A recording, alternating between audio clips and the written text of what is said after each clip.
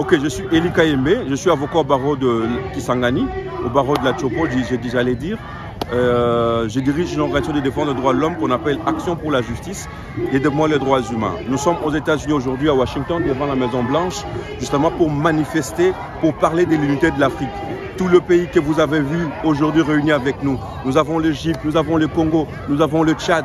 Tout ce pays parle de la liberté.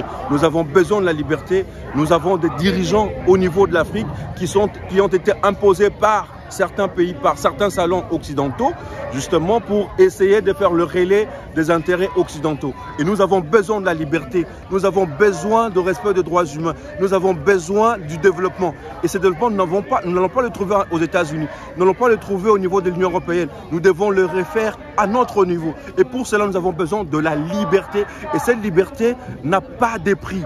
C'est une occasion, d'ailleurs, comme nous sommes là dans le cadre également du sommet États-Unis-Afrique, c'est une occasion pour l'Afrique et pour les États-Unis de redéfinir les relations internationales qui doivent désormais primer entre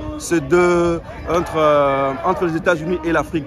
Parce que nous avons besoin de la liberté, nous avons besoin d'être indépendants. On est parti des années 1990 pour parler des indépendances, mais en réalité, les pays ne sont pas toujours indépendants. Les États africains ne sont pas indépendants, ils reçoivent toujours le dictat des États-Unis et ce n'est pas normal. Et pour parler de la République démocratique du Congo, vous savez tout ce qui se passe à l'est de la République démocratique du Congo. Et là aussi, nous sommes venus pour manifester contre tout ce qui se passe en République démocratique du Congo.